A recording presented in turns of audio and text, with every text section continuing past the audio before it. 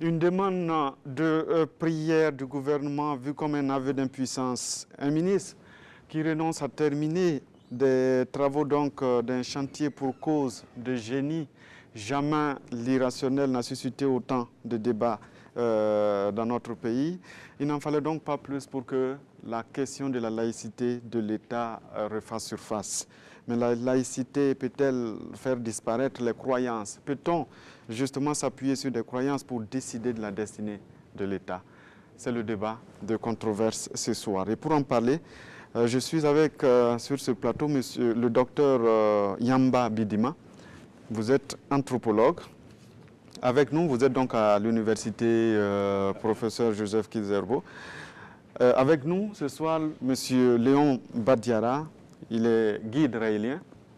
Et avec nous aussi le docteur Moumouni Zungrana. Vous êtes littéraire d'abord et vous êtes membre de l'association Racine, une association qui regroupe à la fois chercheurs et chefs traditionnels. Merci d'être venu donc sur ce plateau. Il est possible en deuxième partie de participer à cette émission en nous appelant au 25 40 79 03 ou en postant vos messages sur le hashtag controverse RTB. Bonsoir messieurs. Bonsoir, merci donc de répondre à notre invitation. Le débat ce soir, ce n'est pas comme dans les habitudes de controverse où on a de 2 contre 2, ce sera de 1 contre 2. Mais dans la distribution de la parole, on fera tout pour qu'il y ait l'équilibre, ne vous en faites pas. Parce que malheureusement, nous n'avons pas pu avoir la deuxième personne qui devait être là ce soir, qui n'est pas là. Docteur Bidima, je commence par vous, vous êtes anthropologue. Oui, merci. On va suivre d'abord un visuel. J'oubliais parce qu'on n'a plus l'habitude ces derniers temps. La réaction, nous allons voir l'image justement de ce FESPACO qui brûle et la réaction d'un chef traditionnel après. FESPACO un médecin siège médon metam tiluti tia bumu yokoda ni ba gomnam tia man to man bene ti manan ta auto kaman man bi ya yamanda to man bi ya ananam to man zikani le kona yi bon bilfu ti bala ton yabam da tum dalam nyam yabam ton ba yabam da ko dalam azigo kadio zigo ton yabam da ko dalam it baram da to da ko dalam la ra ya wakat kan la brangom tiensa wakata donc la ndangom tiensa ko wakata tiensa la ti lam te ko ane fanandi tu ko da ti lam te porte les portes mystiques ya wa zinga yamson twento me ta asa mo gazanga la woto no wa runda wa et kami ton pale pambo tun lam ti libana saran zamanu so ti libana saran so mo sawa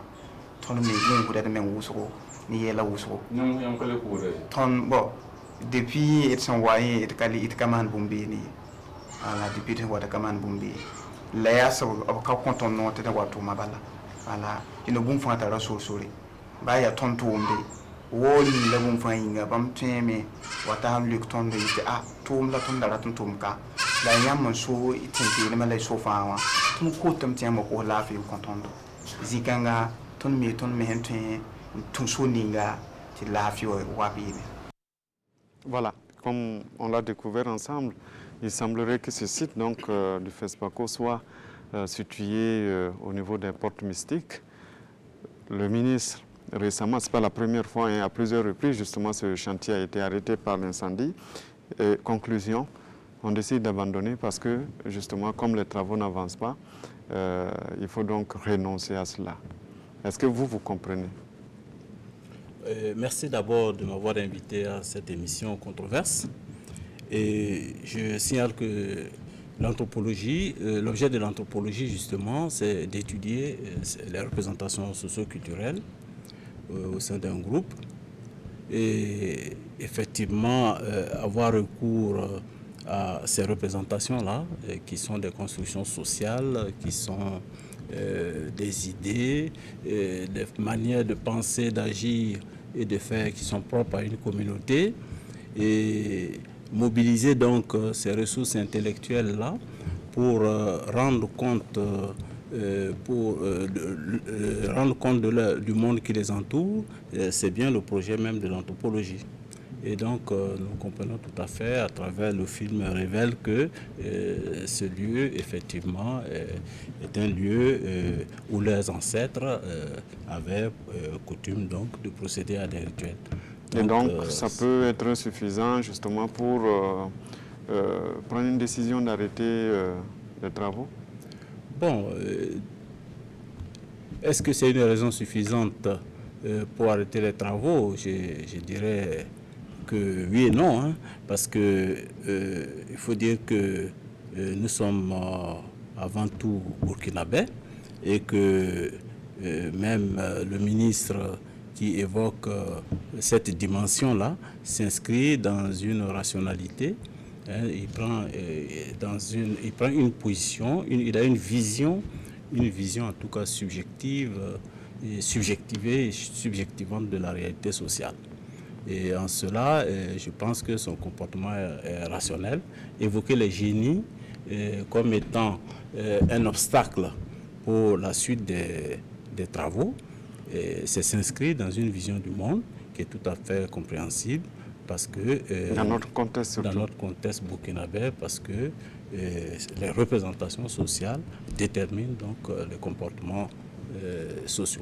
Alors, Léon Badiara, vous dites ce n'est pas possible, on ne peut pas se baser sur des choses de ce genre pour pouvoir arrêter des travaux ou prendre une décision politique en tout cas.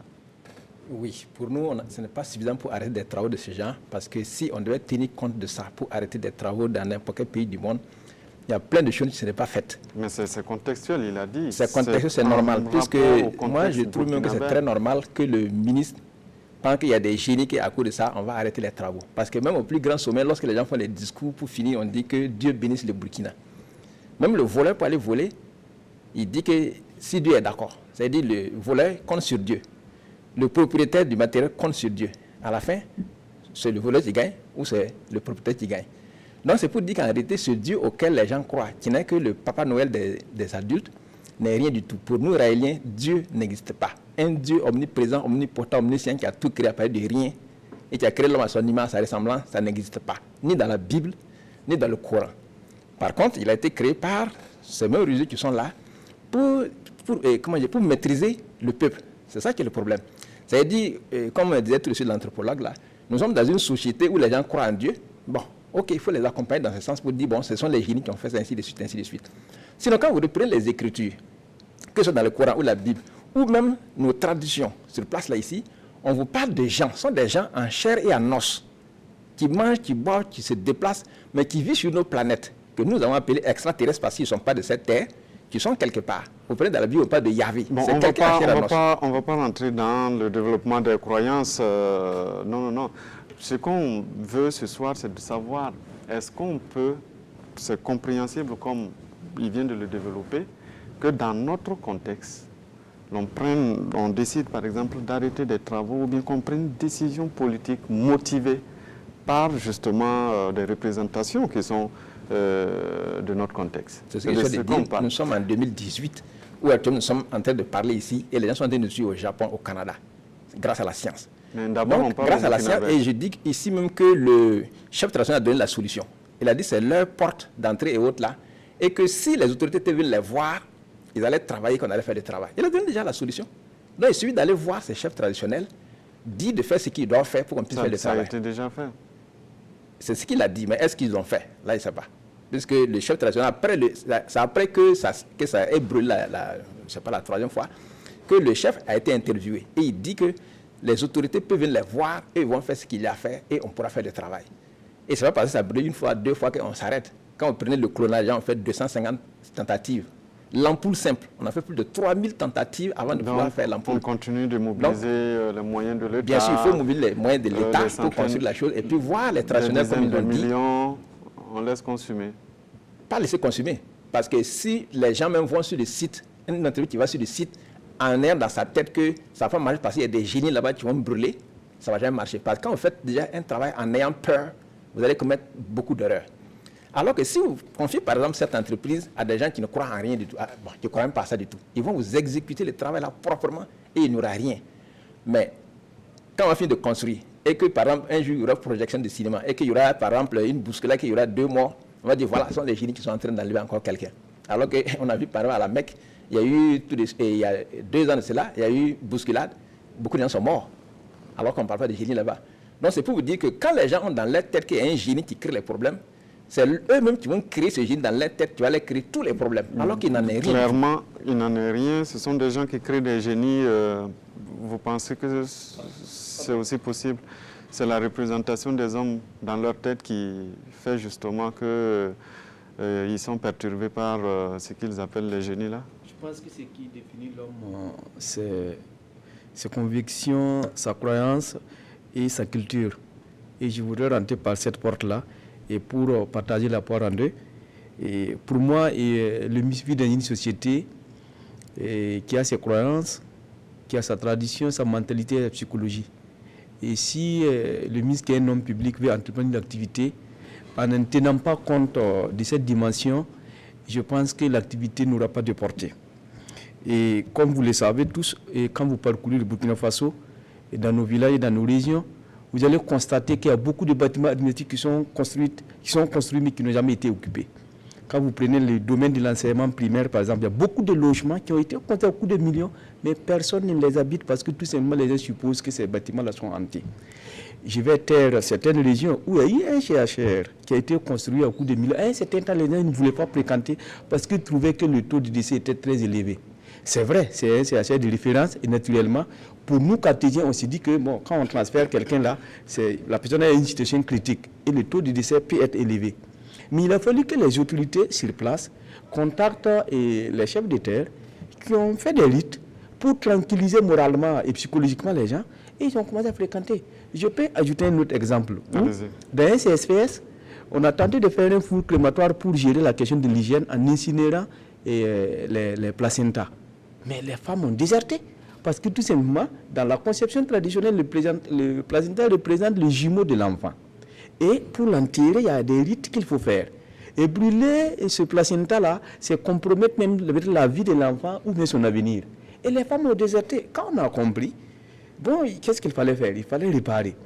Donc ici, moi je pense que ce que le ministre a dit publiquement, dans un État laïque, c'est peut-être ce qu'il a dit haut, ce que les gens pensent bas.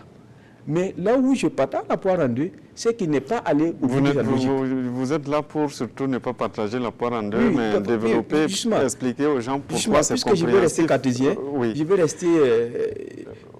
mais malheureusement, nous sommes en contre. Parce que le débat risque d'être déséquilibré. Non, ça ne sera pas déséquilibré. Je voudrais ajouter un élément très important. Le ministre a parfaitement raison de tenir compte de la psychologie, de la mentalité du peuple burkinabé, qui est en majorité croyant, qui croit au génie, ça il faut le dire, parce que, comme on le dit, on a 50% de musulmans, 50% de chrétiens, mais 100% d'animistes. Quand ça ne va pas dans le pays, la majeure partie repart au village. Et ici, là où le ministre n'est pas allé au bout de sa logique, puisqu'on pouvait réparer. Il y a beaucoup de lieux hantés dans ce Burkina Faso-là, si, par exemple les constructions des infrastructures qui ont été compromises, parce que tout simplement, il y a un arbre en particulier, on dit il faut contourner cet arbre-là, il ne faut pas le couper. Il y a combien de types de lieux comme ça? Mais on répare, on n'abandonne pas. Moi je pense que si l'État allait au bout de sa logique, on peut réparer. Il y a eu des démarches dans ce sens. Et je pense qu'ils n'ont pas touché à la bonne personne. En fait, notre problème Burkina Faso, les gens, dans chaque activité, je vais prendre un cas très spécifique. J'étais dans un village quand on fait l'opération Sahara. Est-ce que vous pensez que dans ce Burkina Faso-là, si vous voulez parler de Sahara, en tenant compte de la mentalité des gens, vous n'allez pas associer les Ignons aussi? Ce n'est pas possible. Il y a un vieux qui m'a dit, mais que quand je les regarde, ils me font rire, quoi. Vous pensez que vous pouvez partir avec les Algériens pour amener la pluie ici? On va voir. Donc, il n'y a même pas eu l'adhésion de ces cultivateurs-là. Donc, moi, je pense que quand on pose un acte dans un pays, il faudrait tenir compte de la culture du pays, de la mentalité du pays. Je suis d'accord avec mon ami, mais la majorité burkinabé croit en Dieu. Lui, il a dit qu'il n'existe pas. Bon, il est allé un peu trop loin. Bon, moi, je ne m'inscris pas dans cette logique, mais je pense que nous sommes dans un pays laïque, mais il faut tenir compte de la majorité. Nous sommes dans un pays laïque, il faut tenir compte de la majorité. Oui. la majorité, nous sommes dans un monde qui évolue. Le monde est devenu actuellement un village. Et on parle bien de FESPACO. C'est le festival panafricain du cinéma et de la télévision de Ouagadougou. Donc, des gens viennent de partout ailleurs, au Burkina, pour suivre cet événement. Quand les gens viennent voir des Chinois, bien des Ivoiriens, qui vont venir voir un bâtiment, ils disent non, c'est les génies qui sont là, c'est ça qui fait que le ministre a arrêté. Mais ça va les faire rire. On devient très ridicule. Surtout que il faut justement abandonner ses croyances ou ses convictions pour juste satisfaire aux Chinois, aux Japonais, ou est-ce qu'il faut honnêtement tenir compte de ses convictions culturelles? Oui. Parce que comme il a dit, la majorité des Burkinabés y croient. Et puis bon, on prend des décisions. Il y a plein de choses auxquelles les gens croient. Et s'ils doivent se tenir et s'en tenir à ça, on ne va pas évoluer du tout. Il y a plein de choses. Retournez dans tout ce qui est scientifique là. Vous essayez de rentrer dans que ce soit les images, la lumière. Il y a des gens qui ont refusé qu'on mette la lumière dans leur village parce que la nuit, ils doivent s'envoler. On a fini par mettre la lumière. Donc c'est pour vous dire qu'il y a plein de trucs ici que si on doit tenir compte de la majorité des gens qui sont là-bas, ça ne va pas marcher. Et comme il est dit, nous sommes à Ouagadougou, qui est la capitale du Burkina Faso. Ici, il y a toutes les ethnies qui sont là. Et ce qui est interdit dans une ethnie, dans l'autre côté, ce n'est pas interdit. C'est pour vous dire qu'il n'y a rien du tout. Et que si on est dans un état laïque, on doit agir de façon à ce qu'on puisse satisfaire les gens de manière scientifique. Et grâce à la science, on peut résoudre le problème. C'est ça que je vous dis que si vous confiez cette entreprise-là à des gens qui n'ont même pas à croire à cette affaire de génie, ils vont vous réaliser le bâtiment en un temps, 2 mois, il n'y aura même pas de problème. Parce que même ceux qui sont sur le site, qui sont utilisés comme gardiens manœuvres et autres là, pour préserver cette croyance, ils peuvent saboter le travail. Et puis vous faire croire que ce sont les génies qui l'ont fait. On a vu plein de coins, comme lui, il aime prendre beaucoup d'exemples des écoles et compagnie. Il y a un qui a avoué comment il a eu sa femme. On a envoyé une nouvelle institutrice, il dit la maison est hantée. La nuit, il n'a pas lancé des cailloux sur le toit. Et il a demandé à la bonne demoiselle de venir chez lui pour que les génies laissent. Et ainsi de suite, elle est devenue sa femme. C'est après qu'il a avoué comment il a fait. Donc cette affaire des génies et compagnie, c'est pour vous dire qu'il n'y a rien. Parce qu'avant, effectivement, les Elohim qui ont créé les hommes étaient effectivement dans des endroits reculés, dans des bosquets, à côté de l'eau, sur les montagnes. Et ils appelaient certaines personnes télépathiquement pour leur donner des consignes, pour pouvoir éduquer le peuple, pour pouvoir soigner le peuple, ainsi de suite. Mais depuis un certain temps, ils sont repartis sur leur planète. Maintenant, ceux qui étaient là... Bon, on ne va pas rentrer dans le développement de la vision raélienne de la chose. Là, nous sommes dans un débat assez cartésien, en même temps qu'il est spirituel. Ce que je voulais vous poser comme question, M. Badiara, oui. Est-ce qu'au nom de la laïcité, on doit abandonner ces croyances-là? Il y a des croyances qu'il faut abandonner. Aujourd'hui, on essaie de parler d'abandonner l'excision. Les gens ont dit, oui, nous, on est nés trop qu'on excise les gens. Mais pourquoi on dit d'abandonner l'excision? Parce que les gens ont vu que ce n'est pas bon. Moi, si vous regardez sur ma face, vous avez des cicatrices partout. Moi, je passe, si on me regarde bien, on sait que moi, je suis burkinabé d'origine. Parce que Goronsi, on a fait des cicatrices. Mais on a abandonné. Simon Gongo n'en a pas. Donc, il y a comment je dis encore, des pratiques qui étaient là, mais qui sont révolues. Il faut les laisser tomber pour évoluer. On ne peut pas toujours être là en train de croire à des génies qui sont quelque part, alors qu'on peut faire du travail proprement. Sans peur. C'est ça le problème. Si les gens vont avec peur, ils vont tout échouer. Ça, c'est clair. Alors, docteur Bidima, allez-y. Si au début de mon intervention, j'avais attiré l'attention que les représentations sont des constructions sociales élaborées donc, au sein d'une culture pour donner du sens à un événement. Et construire et faire référence à des éléments autre que la seule matérialité de la chose. C'est-à-dire dans nos sociétés, et si on prend l'exemple des sociétés du sud-ouest du Burkina que j'ai étudié, il faut dire que chez les Lobis, par exemple, avant de construire une maison, il faut d'abord planter Telka. Telka, c'est l'hôtel du Patriclan. Et c'est ce qui constitue la première pierre de la maison. Et un de mes interlocuteurs me disait qu'une maison sans Telka est une maison vulnérable. Ce n'est pas une maison. Alors donc, vous voyez que ces représentations sociales dans notre monde contemporain persistent. Tout comme l'excision, malgré les interdictions et la loi de 1996, l'excision, certaines personnes qui partagent toujours ces représentations sociales-là continuent toujours de pratiquer. Et on sait comment les associations de lutte contre les pratiques de mutilation génitale effectivement font d'énormes efforts pour arriver à éradiquer donc cette pratique. Mais c'est justement parce que les représentations sociales ont la vie dure. Et c'est pourquoi dans notre monde d'aujourd'hui, malgré à l'heure du 21e siècle, à l'heure de l'informatique, d'Internet, eh bien ces croyances-là persistent toujours parce que ce sont ces croyances qui guident les comportements des individus et tout dépend de notre attitude par rapport à nos valeurs sociétales. Plus vous opérez une distance par rapport à ces valeurs-là, vous allez avoir un type de comportement, c'est-à-dire c'est peut-être ce que vous adoptez, vous avez opéré par rapport à vos valeurs sociétales, une certaine distance qui fait que vous considérez ces pratiques-là comme étant des pratiques obsolètes, alors que pour les personnes qui continuent de croire que ce sont des valeurs, elles se comportent conformément à ces valeurs. Je disais donc que le ministre, en évoquant les génies c'est ce qu'en anthropologie on appelle les êtres chthoniens, parce qu'on pense qu'entre les humains et les divinités, il y a un certain nombre d'êtres, dont les génies, donc les êtres chthoniens, qui ont un certain pouvoir aussi. Il en existe de bons comme de mauvais. Et il faut en tout cas avoir des rites pour se concilier donc leurs forces. Docteur, la question que je posais justement, monsieur Badiara, c'est de savoir est-ce qu'au nom de la laïcité, justement, on doit détruire tout ce qu'on a comme foi, comme conviction?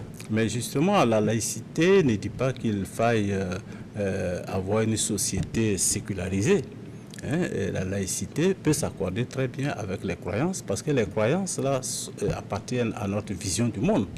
Ce n'est même pas une religion, c'est une vision du monde. Je disais que le ministre, en évoquant, bien qu'étant un homme d'action, bien qu'étant un homme politique, a évoqué les génies, il s'est inscrit, il agit en fonction de ses représentations, en fonction des valeurs auxquelles donc il accorde de l'importance. C'est une vision subjective et subjectivante de la réalité sociale.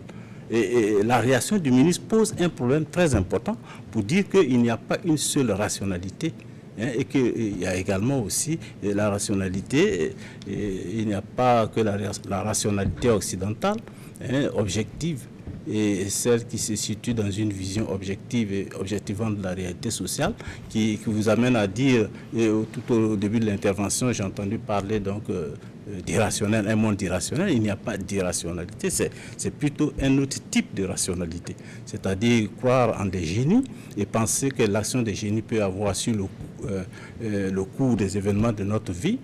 Eh bien, toute notre médecine traditionnelle est basée sur ces considérations-là. Alors, je vais lui donner la parole, c'est tout qu'il est seul. Léon Badiara, est-ce que vous ne tentez pas justement, comme il est dit, d'empêcher les gens d'avoir leur propre conviction des choses et puis les ramener vers chez vous parce qu'il faut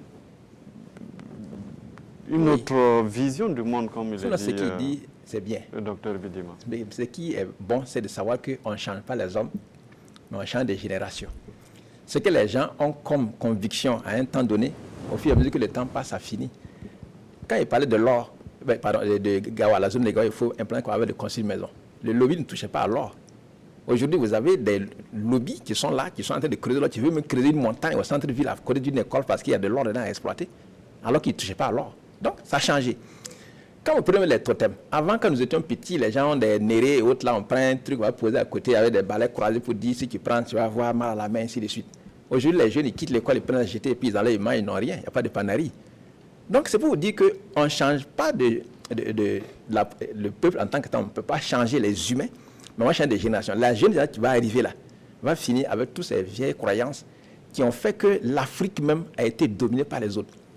Parce que quand les gens ont considéré le blanc au départ comme étant un génie, ça lui fait qu'il a tiré un seul coup de feu en l'air, tout le monde est là, il vient, il est le seul blanc qui a arrêté, et puis les gens, tout le village est là, il tire un seul coup de feu, et puis les gens sont là que non, c'est un génie, il fait la foudre, et puis tout le monde a peur, et puis on nous a colonisé très simplement comme ça.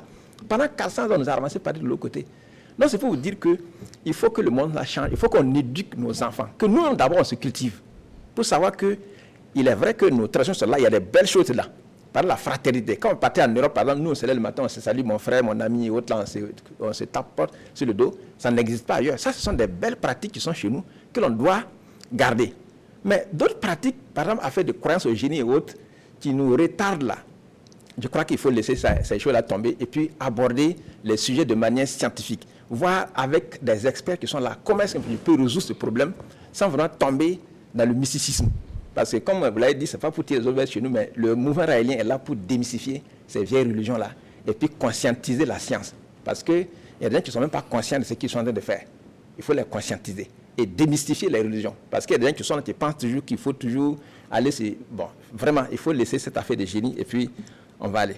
Quand ces jeunes-là, les gens disent non, les jeunes, ils sont foutus, les jeunes, ça ne va pas, ainsi de suite. Mais l'espérance de vie augmente au Burkina. Les vieux ont cru que non, eux, ils respectaient les génies, ils respectaient quoi? Mais ils mouraient plus vite que les jeunes aujourd'hui qui ne respectent pas ces mêmes génies, qui ne vont pas consulter les charlatans et compagnie. L'espérance de vie a augmenté au Burkina. Donc, normalement, si on devait tenir compte de ce que les gens disent, si les jeunes-là sont devenus maintenant dévergondés, ils ne respectent rien, ils devaient mourir plus tôt. Mais on a constaté que l'espérance de vie augmente au Burkina. C'est pour vous dire que ces vieilles croyances-là, c'est bien pour les vieux dans leur tête. Ce n'est pas l'âge, ce n'est pas la forme, mais c'est dans la tête qu'on est vieux. Et on peut être jeune à 100 ans. Docteur Zongrana, est-ce que ce sont des croyances qui tirent les gens vers le bas et il faut donc les abandonner? Non, je ne raisonne pas de cette manière-là parce que pour moi, il y a d'abord une confusion entre la croyance et la tradition. Et là, il faudrait lever l'équivoque pour qu'on puisse mieux se comprendre. Les gens pensent que la tradition, c'est quelque chose de statique qui ne bouge pas. La tradition est bel et bien dynamique. Et la tradition peut se définir de manière schématisée comme l'ensemble de tout ce que les hommes ont trouvé de meilleur pour pallier à des préoccupations à un temps T de l'histoire. Lorsque la préoccupation tombe, c'est que le comportement aussi tombe. Nous sommes en train de nous battre aujourd'hui pour qu'on laisse tomber l'excision. Peut-être ce comportement culturel a peut-être été une solution intentée. Et aujourd'hui, ce problème est en train de s'estomper. Et ça va disparaître comme c'est venu. Quand vous prenez par exemple les pratiques qui consistaient que, bon, une fois que le grand frère décède, on concerne la femme au petit frère. Le lévira. Aujourd'hui, là, vous partez dans les villages avec l'arrivée du sida. Les gens ont trouvé que dans le temps, avoir une femme, ce n'était pas donné à n'importe qui. Et si votre famille a eu la chance d'avoir une femme, après le décès du mari, il ne faut pas laisser la même femme là aller ailleurs. Et aujourd'hui, bon, il y a autant de femmes que d'hommes, sinon plus de femmes que d'hommes. Ce problème ne se pose pas. Donc, c'est une pratique qui va partir. Donc, ne croyons pas que la tradition, elle est statique. C'est quelque chose qui évolue avec le temps. Je peux comparer la tradition comme étant notre encyclopédie. Tout ce que les hommes ont trouvé de meilleur, ils consignent ça pour que les générations à venir ne répètent pas les mêmes erreurs. Et lorsque la première que vous avez posé la question de savoir si, au nom de la laïcité, on doit laisser certaines croyances. Et là, il faut revenir même sur la définition du mot laïcité. Laïcité vient de l'ancien grec laïkos, qui veut dire peuple. Et dans le Moyen-Âge, quand on parle de laïcité, c'était un mot chrétien qui désignait ceux qui étaient baptisés, mais qui n'étaient pas dans les clergés. C'est à partir de la moitié du 20e et du 19e siècle, avec la Troisième République française, que le mot laïcité a changé de connotation pour prendre le sens de neutralité dans l'action de l'État. Et l'objectif, c'était quoi? C'était la séparation de l'Église et de l'État. Et à partir de ce moment-là, le but de l'État, c'est de ne plus s'occuper des affaires religieuses et aux institutions religieuses aussi de ne pas empiéter sur les affaires politiques. Et cette laïcité se repose sur 3 principes. Premièrement, la conscience religieuse sans pour autant déranger ou bien empiéter sur la liberté des autres. Premier élément. Deuxième élément, la séparation des institutions religieuses et des institutions publiques. Et le troisième élément, c'est l'égalité de tous les citoyens, en tout cas devant la loi de la République, que tu sois croyant ou non croyant. Donc, au nom de ces principes que je viens d'élaborer là, en quoi la laïcité doit amener une population à amener ses croyances?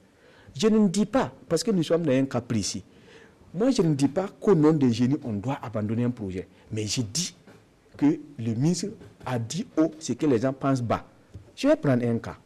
Il y a un de nos grands ethnologues d'ailleurs, du nom de Dim Dolbesom, qui a écrit un document, Les secrets des sorciers noirs, qui a été...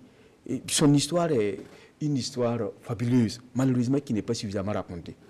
Vous savez, quand Dim Dolbesom était en Haute-Volta, la Haute-Volta était une colonie, nous n'étions pas des citoyens français. C'était quelques jeunes seulement au Sénégal, et quelques villes du Sénégal qui avaient des citoyens. Nous étions des sujets français. Et Dim Dolbesom, en son temps, a fait sortir un document, il a été primé. On veut le récompenser. Mais en tant que sujet, il a quel droit? Puisque le sujet n'a pas de droit. On a été obligé de refaire son acte de naissance comme s'il était sénégalais pour qu'il puisse être, récompensé. Ce monsieur-là, quand il a écrit son document, c'est un document qui était prisé. Et je pense que je prendrai en témoin M. Passili Titenga, qui a dit qu'il a vu l'exemplaire, l'unique exemplaire en France en son temps, ça coûtait des millions.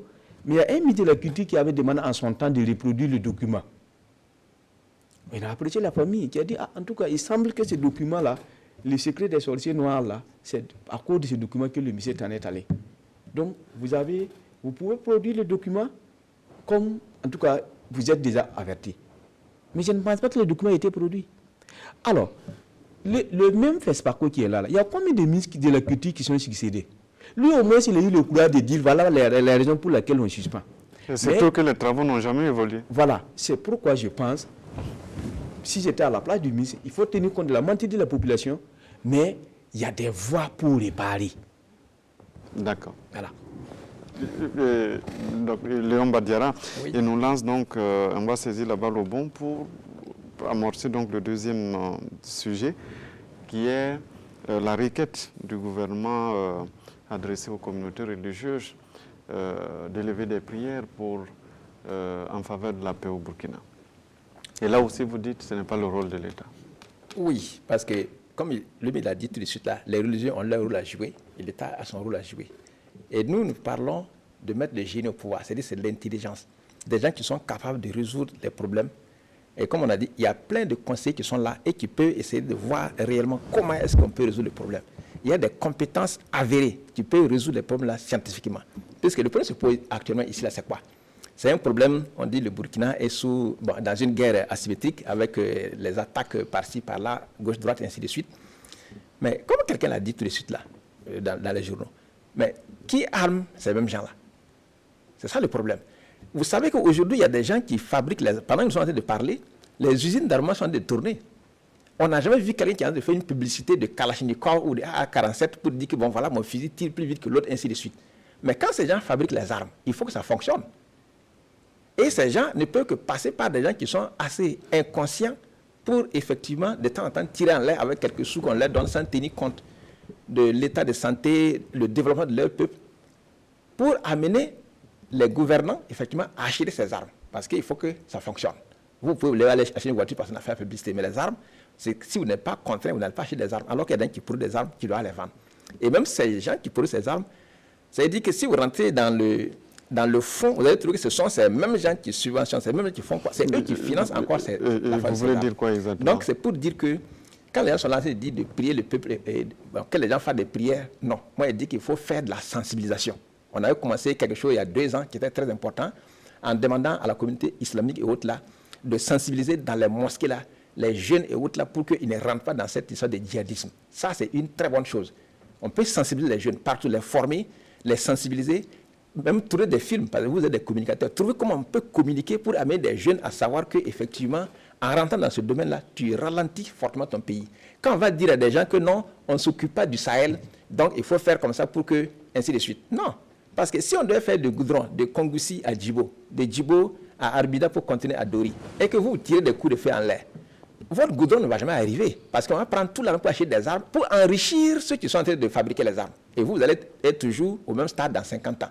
Donc il faut arriver avec ces communautés religieuses-là à sensibiliser la population, à sensibiliser les jeunes, surtout les jeunes, pour qu'ils ne rentrent pas dans ce domaine, pour que ces gens soient plus conscients. Et c'est ça aussi notre rôle de nous, Raéliens, la conscientisation des gens, depuis le plus haut jusqu'au plus bas. Conscientiser les gens, pour que les gens sachent que si je pose un acte contre quelqu'un, je le pose contre moi-même. Parce que sur cette terre, nous constituons un. Parce que si dans votre corps, vous avez mal au petit doigt ici, tout le corps fait mal. Donc, il faut sensibiliser les gens au lieu de dire de faire des prières. Docteur Bidima, vous avez suivi le développement de Dr Zungrana tout à l'heure. Est-ce que ce n'est pas aussi réaliste ici, pour les autorités qui dirigent un peuple qui a des croyances, de lui demander d'invoquer justement ce Dieu-là pour que ce Dieu, pour qu'il puisse, en faveur justement d'une situation que tout le monde vit en même temps? Bien, je pense que évoquer donc la prière comme étant un moyen qui puisse avoir un effet pour la cohésion sociale, pour la paix. Je pense qu'on est toujours dans le registre des représentations sociales. Je vous ai dit que les représentations sociales sont importantes et ces représentations sociales évoluent même au niveau d'un individu à travers le cycle de sa vie. À 15 ans, vous ne pensez pas de la même manière qu'à 25 ou à 60 ans. Et dans une société également aussi, il y a une transmission des connaissances entre les générations. Quand on passe des aînés aux cadets, il peut y avoir transmission, tout comme également aussi, il peut y avoir rupture de cette transmission. Et donc, il faut accorder une importance à l'éducation pour permettre de garder les valeurs sociétales qui permettent de vivifier la société. Et si les prières sont considérées comme, peuvent être considérées comme étant quelque chose qui a un pouvoir sur le cours des événements, pourquoi pas? Et là, on se situe dans une dimension que les anthropologues appellent l'efficacité symbolique. Prier, et on pense qu'il y a une relation entre la prière et effectivement le cours des événements. Et cette relation-là, c'est une efficacité symbolique. Il ne faut pas s'inscrire seulement, comme je l'ai dit au début de mon intervention, dans une vision objectivée et objectivante de la réalité sociale, une vision scientiste. Il y a plusieurs niveaux d'interprétation donc, et d'intelligibilité du réel. Et la réaction du ministre, justement, montre la complexité même de la réalité sociale, qui montre qu'il n'y a pas une seule race, il y a un seul cadre, il n'y a pas un seul cadre de rationalité, mais il y a différents niveaux donc, de rationalité. Et aussi ceux qui pensent qu'en allant faire un sacrifice pour qu'ils réussissent à un examen. Parce que le gouvernement n'a pas demandé à une confession spécifique de prier. Voilà. Il a demandé à toutes les confessions et oui, parce que les systèmes de représentation, ce sont des constructions intellectuelles, c'est l'ensemble des croyances, c'est l'ensemble des pratiques, c'est l'ensemble des manières de faire, d'agir et de penser qui sont propres à une communauté. Donc les religions, les pratiques religieuses, les rites religieux font partie effectivement de cette gamme d'idéologies, de ces représentations. Et ces représentations ne sont pas statiques, comme je vous l'ai dit, elles évoluent en fonction des générations, en fonction des bouleversements et des transformations. Et c'est pourquoi l'anthropologie étudie notre modernité à travers le concept d'acculturation pour montrer que les sociétés ne sont pas statiques. Il y a des valeurs qui se transforment. Il y a différents processus dans les rencontres culturelles. Il y a différents processus. Nous nous exprimons en français. Ça veut dire que nous avons acquis aussi un mode de pensée qui vient également se féconder à notre éducation, tout le processus éducationnel que nous avons reçu dans nos familles et dans la société, pour dire que la réalité est complexe et par conséquent, il faut s'inscrire dans une vision dynamique pour comprendre le réel. Léon Badera, il faut être dans une vision dynamique et aussi pragmatique. Il faut être pragmatique parce que c'est ce qui est fait ici. Non, je ne suis pas d'accord pour ça.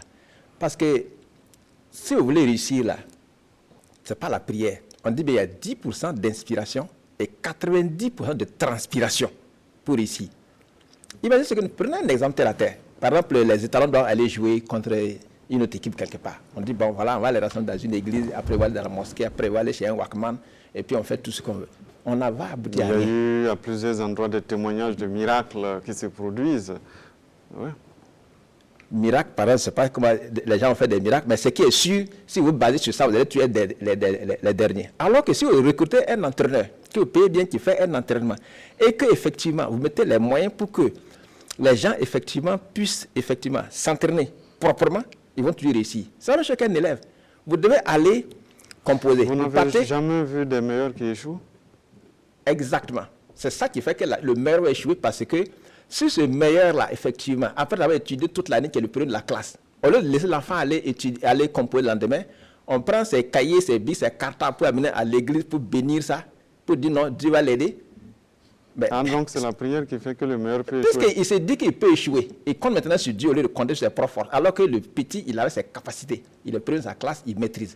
Mais dès qu'il arrive, et que bon, si Dieu est d'accord, mais C'est ça. C'est comme je vous disais au début là. Et en quoi est-ce que le fait de dire si Dieu est d'accord peut enlever toute l'intelligence qu'il avait en lui? Puisque le gars, il est hésitant. Et quand vous hésitez, le cerveau ne fait pas la différence entre ce qui est réel et ce qui est irréel. Le cerveau, c'est comme une ampoule. Soit elle est allumée, soit elle est éteinte. Le cerveau, il est comme ça, il fonctionne. Soit le courant passe ou il ne passe pas.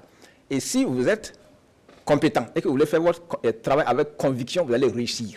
Mais dès que vous vous mettez à hésiter, le cerveau choisit le chemin le plus court. Ne pas se fatiguer. Docteur Zungrana. En écoutant mon frère ami, et comme il est seul, je suis un peu mal à l'aise parce que c'est comme si le débat était équilibré. Mais c'est pourquoi on fait les va-et-vient justement pour... C'est comme si l'humain se transforme à une schématisation squelettique où la vie est faite seulement de raisons. Ce qui fait la beauté de la vie, c'est cette raison-là et ces sentiments-là, ces émotions-là. Et vous avez tantôt parlé de sensibilisation dans les mosquées, les églises, je suis parfaitement d'accord. Mais quand on sensibilise, c'est par rapport à une conviction. Ici, je repars un peu en arrière, parce que tout simplement, je travaille dans le domaine de la tradition. Dans des temps qu'il y a un grand problème dans le village, que ce soit dans les sociétés à pouvoir centraliser ou bien ceux qui ont le système villageois, quand il y a un problème, et dans les sociétés centralisées, comme c'est les mosquées par exemple, le chef du village obligatoirement réunit son conseil et on essaie d'examiner la situation et on demande au chef de terre, en tout cas, de faire des rites. Par exemple, en cas de guerre ou bien un problème d'épidémie ou bien un problème, en tout cas, quelque chose qui est un peu au-dessus des possibilités du village. Quand il y a un grand problème de catastrophe naturelle, donc le chef de terre intervient, il fait des rites. Ça, c'est avant l'arrivée du colonisateur, et le Burkina moderne, comme vous l'appelez. Quand le colon est arrivé avec les religions révélées, quand il y a un problème dans ce pays-là, sans demander des comptes à l'État, dans les églises, tout le monde prie. Dans les mosquées, tout le monde prie. Et les chefs traditionnels jusqu'à présent, j'ai tiré certains noms par mesure de confidentialité. Vous avez raison. Combien ces gens-là dépensent? Juste après l'insurrection, là, nous avons fait le tour, notre association, pour sensibiliser les gens et sur les élections à venir, pour que les gens s'inscrivent dans la logique de l'apaisement. On a rencontré tous les dimans et tous les chefs importants, c'est-à-dire les grands rois du Burkina Faso, du nord au sud, de l'est à l'ouest. Et quand ce que ces chefs font en termes de sacrifice, c'est des coups de milliers. Ils ne demandent pas de comptes à personne parce qu'il se trouve que c'est de leur responsabilité. Alors, ce que l'État vient de faire, l'État n'a fait que rendre officiel ce qui était officieux. Et ici, si on me pose la question de savoir, est-ce que l'État, en appelant les gens à prier, à violer l'intérêt de la République, je réponds pas non. Cette prière, en vous écoutant, c'est comme si l'État, les gens ne font rien, ils se sont croisés les bras et disent qu'ils vont prier. Ce n'est pas cette situation-là. Il faut rester dans sa logique. Il faut tenir compte de la psychologie des gens.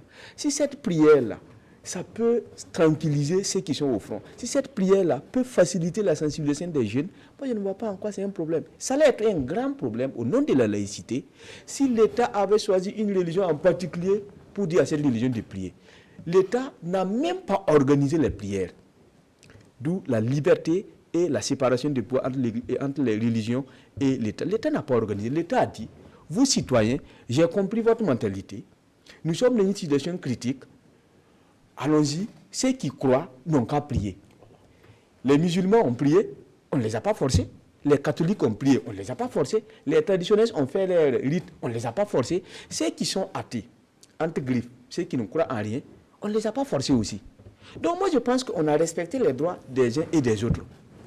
Et ici, à mon sens, ça ne pose pas de problème. Mais je voulais inviter à mon ami de ne pas prendre l'homme comme si c'était un schéma fixé. Non.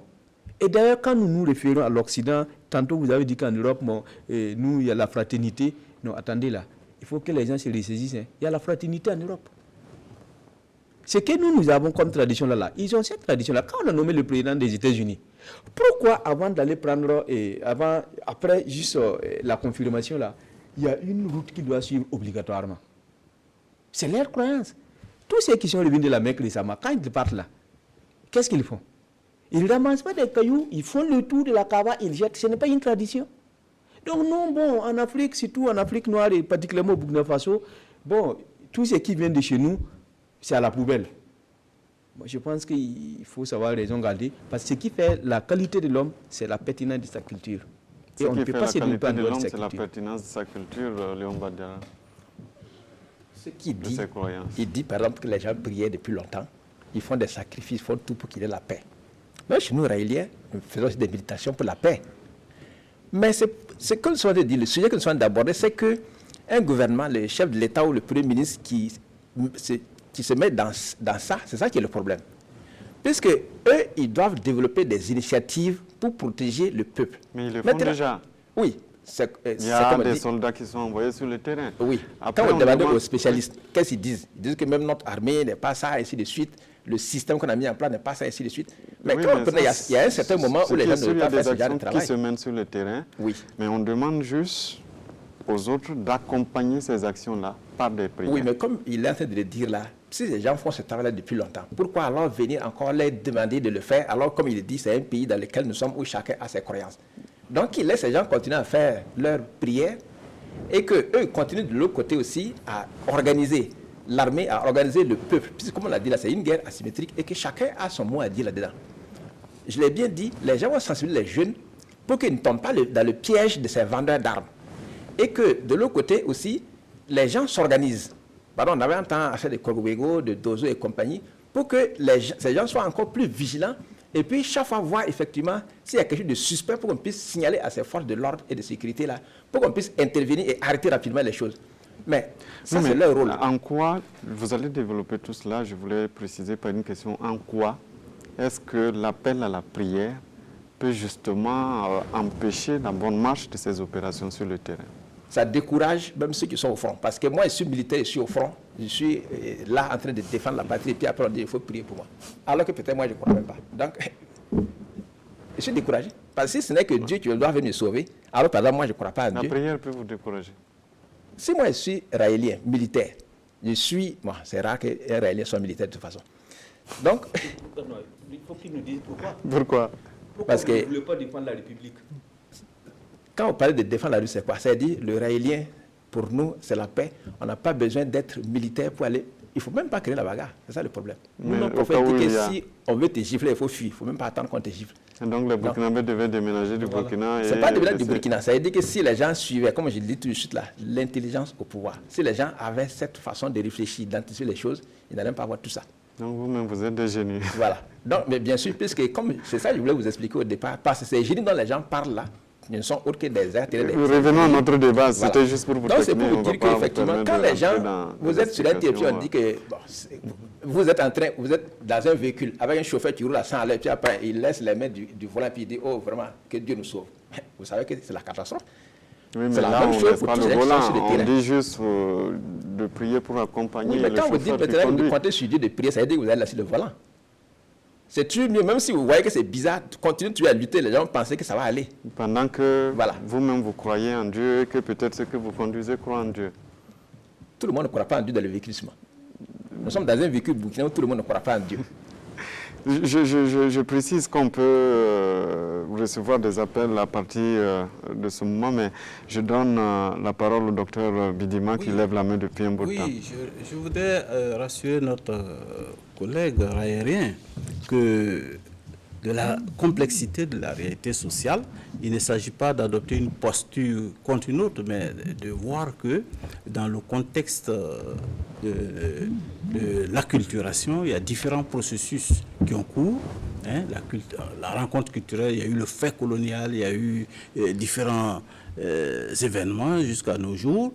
Ben, il faut dire que nos cultures se sont transformées également à travers les générations. Docteur, je voulais que vous réagissiez à ce qu'il dit. Il dit appeler par exemple à la prière, c'est comme appeler ceux qui agissent sur le terrain à lâcher le volant. Non, je ne partage pas cette conception parce que j'estime que, comme je vous l'ai dit, hein, les prières aussi ont une action sur le cours des événements et c'est adopter une posture une vision subjective et subjectivée dans la réalité. Et je pense que en étant dans cette posture-là, on est dans une rationalité axiologique. Mais il dit par exemple que s'il y a un Raélien dans le groupe, forcément il serait peut-être démotivé par l'appel. Non, je ne pense pas. Enfin, en fait, il veut tout simplement dire que tout le monde n'y croit pas. Ben oui, on est dans une société, c'est pourquoi j'ai dit qu'il y a différents phénomènes complexes dans cette rencontre culturelle. Il y a des phénomènes de syncrétisme culturel, il y a des phénomènes d'acculturation, il y a des phénomènes de déculturation, et peut-être qu'il s'inscrit dans cette perspective-là pour dire que nos valeurs culturelles là aujourd'hui sont obsolètes, on ne peut pas avoir recours à ces valeurs. Et je m'inscris en faux contre cette réalité. La société change, elle se transforme, les valeurs elles se transforment de toute façon. D'accord, on va prendre un téléspectateur qui nous appelle du Sahel, M. Ag Abdoulaye. Bonsoir. Bonsoir à tout le plateau. C'était juste pour intervenir effectivement parce que le sujet semble être intéressant. D'accord. Donc je voudrais juste dire, ne nous méprenons pas, le paranormal existe même dans les sociétés dites modernes. Et même ces sociétés, dans ce cas de figure-là, font appel à des exorcistes. Pourquoi chez nous, ici en Afrique et précisément au Burkina, où tout est culturel et cultuel, on s'offusque quand on invoque le paranormal. Moi, je trouve que le ministre de la Culture, en soulignant ce fait, interpelle la nation sur les solutions à trouver. Ainsi, comme tout le monde est informé, s'il y a effectivement des gens qui sont dans le culturel là et qui peuvent trouver des solutions, ils vont trouver des solutions. Voilà. Donc, véritablement, c'est ce que je voulais dire par rapport à ce débat. Je vous remercie. Merci, M. Ag Abdoulaye. Léon Badera. Oui. Une interpellation selon Ag Abdoulaye. C'est comme je l'ai dit. Le paranormal existe, il ne faut pas qu'on s'y méprenne. Et si lui-même, comme il est dit, le Sahel là-bas, s'il va sur certaines chaînes et suit affaire de paranormal, il va voir comment les gens sont démystifiés. Ce que les gens disent ça, c'était comme ça, ainsi de suite, et puis c'est démystifié. Parce que vous ne comprenez pas quelque chose, que c'est forcément mystique. Aujourd'hui, chacun a une télécommande devant sa télé, il s'assoit, il change les chaînes, il ne sait même pas comment ça fonctionne. Alors que si c'était un truc bizarre qui ne s'est pas dit non, ça c'est pas normal, c'est dynamori, c'est quoi. Il n'y a rien de particulier, c'est la science. Et lorsque vous arrivez effectivement à décortiquer la chose, voir comment ça fonctionne, vous allez vous rendre compte qu'il n'y a rien d'extraordinaire, il n'y a rien de surnaturel. Tout est naturel. Il n'y a rien de surnaturel. Je dis bien naturel, parce que surnaturel, ça veut dire ce qui est au-dessus de la nature. Donc, quand les gens parlent de paranormal, il faut rentrer dans les détails pour comprendre. Il y a des gens, comme vous le savez, qui font marcher des aveugles, et voir des aveugles, il y en a qui font marcher des paralytiques, et c'est même parti, ils vont se plaindre à la gendarmerie, comme qu'on les a fait marcher, et on n'a pas payé. Il y a des témoignages authentiques de miracles. C'est ça, je dis. Ces gens vont ensuite se plaindre à la gendarmerie parce que ce qu'on devait les payer, on n'a pas payé. Parce qu'on a pris des comédiens qui ont joué des rôles. Oui, mais vous prenez peut-être quelques comédiens, mais il y a quand même, je ne vais pas vous permettre peut-être de dire un certain nombre de choses qui ne sont pas vraies. Il y a des témoignages authentiques de personnes, par la suite de prières ou peut-être d'autres choses, qui sont authentiquement guéries. Vous savez ce qu'on appelle le placebo en médecine? Et qui vont à l'hôpital, qui font des examens, qui se confirment par la suite. C'est ça, je dis, vous savez ce qu'on appelle le placebo en médecine, non? Le placebo, c'est un faux médicament. Ça veut dire le cerveau de l'homme là, plus une l'utilisation qui est à 10%. Mais si votre cerveau est déjà à 12%, à 15%, à 20%, vous allez voir que vous allez faire ce que les gens appellent des miracles. Parce que le cerveau, l'homme lui-même, quand vous êtes là, ce n'est pas vous qui vous guérissez avec des médicaments. Vous avalez des médicaments et c'est l'organisme lui-même qui se construit à l'intérieur. Donc, il suffit que quelqu'un soit convaincu de quelque chose et que ça va se réaliser parce que son cerveau se mette en branle pour que cela puisse se réaliser. Et ça, ce sont des choses que nous enseignons. Donc, quand les gens parlent de paranormal, des trucs qui sont... Non, c'est le cerveau humain qui est capable de faire des choses que souvent les gens ne comprennent pas. Et comme certains ont qu'est-ce qui pousse le cerveau à faire ces choses? C'est naturel? Nous sommes... Exact, c'est naturel. C'est-à-dire qu'il n'y a rien de surnaturel. C'est-à-dire l'homme a été conçu comme ça. C'est à cause de ça que nous disons que l'homme est un robot biologique autoprogrammable et autoreproductible. C'est-à-dire que lorsqu'un enfant naît, il n'a rien. Un Burkinabé qui est un Mouaga qui est né ici, on ne peut pas en envoyer en Chine, il n'est pas sûr par qui ce soit, il vient ici, il ne va pas croire à des génies ici. Ça c'est sûr. Mais un petit Chinois qui est né ici, qui suit les enfants, aller sur le Kadjogo, tourner, il va retourner en Chine avec des croyances sur des génies. Donc, l'homme, il est autoprogrammé. C'est vous qui mettez les choses dans votre tête. Docteur Zoungrana réagit avant qu'on prenne une téléspectatrice au téléphone. N'allons pas loin, ça c'est la magie de l'éducation. N'allons pas loin. Mais là où je relève quand même, vous allez dire, des contradictions, vous dites que les synergies n'existent pas, alors que vous croyez à l'existence des extraterrestres, alors que sur Terre, on ne les a jamais vus. Alors, et ce que je veux dire, c'est de comprendre que dans cette situation-là, si l'État burkinabé, les gens se sont assis pour dire que comme c'est une situation où on ne peut rien, on va juste prier, là nous allons être les premiers à les condamner. On n'a fait que associer peut-être une solution parmi tant d'autres. Et quand vous me dites que parmi les militaires, le fait de prier, il y en a qui vont se décourager, Dieu merci, vous avez dit qu'il n'y a pas de réalité dedans.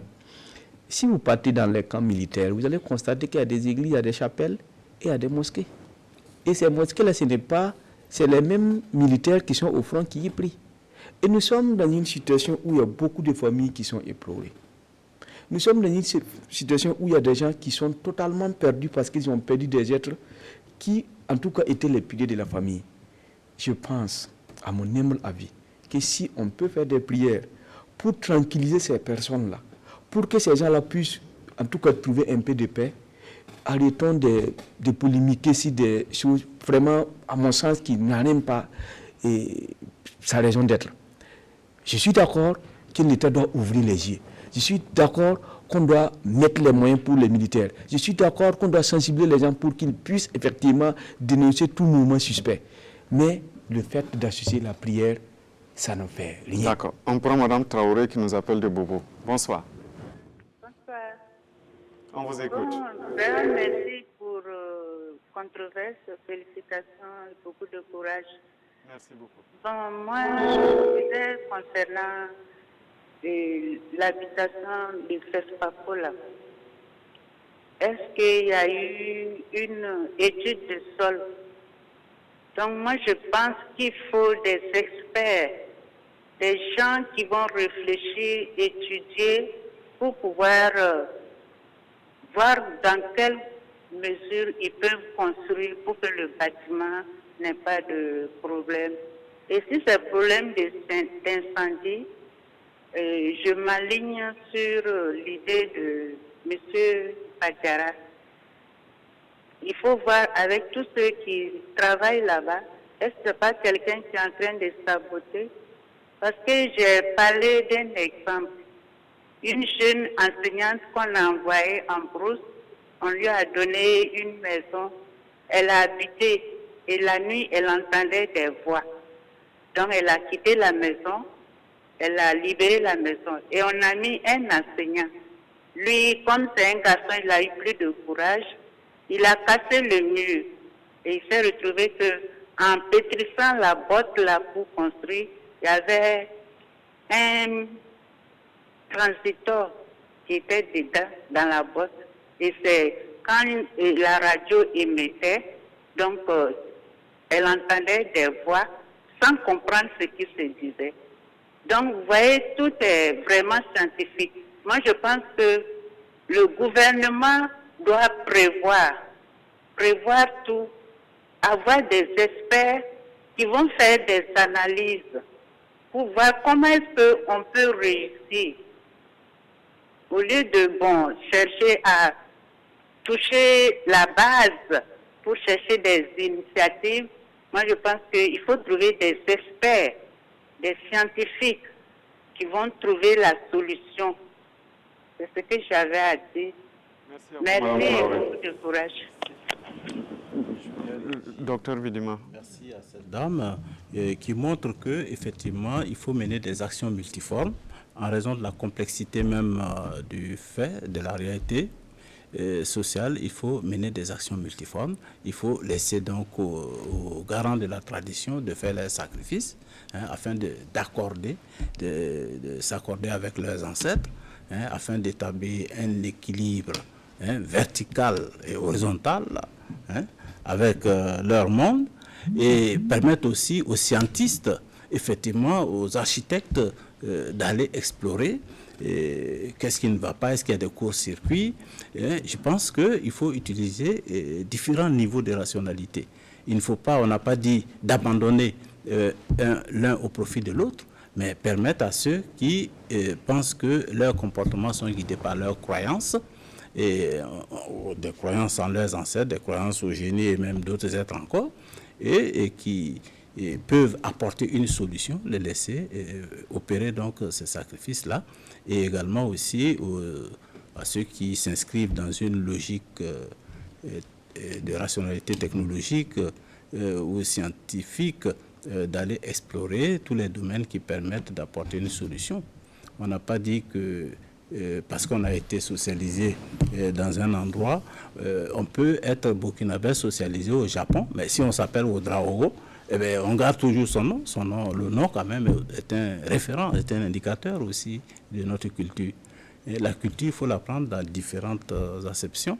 Et il faut également ne pas s'inscrire dans une conception, je dirais, culturaliste, dans une conception où on pense que la culture est immuable. Elle se transforme, elle s'enrichit d'autres rapports. Vous avez vu que les Européens ont pris nos masques et ils les ont mis dans des musées. Hein? Et voilà. Et que nous aussi... Docteur, on va prendre Rachid Maré qui nous appelle de Bobo. Bonsoir. Oui, bonsoir. Oui, bonsoir. Moi, j'aimerais féliciter pour votre émission. Oui.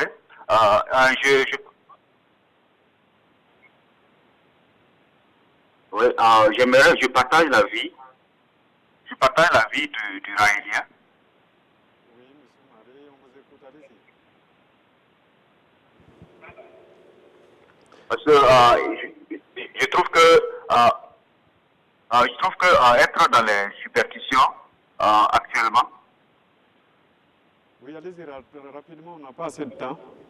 Voilà, je trouve qu'être dans les superstitions, c'est pas la solution qui puisse aider le Burkina Faso. Parce que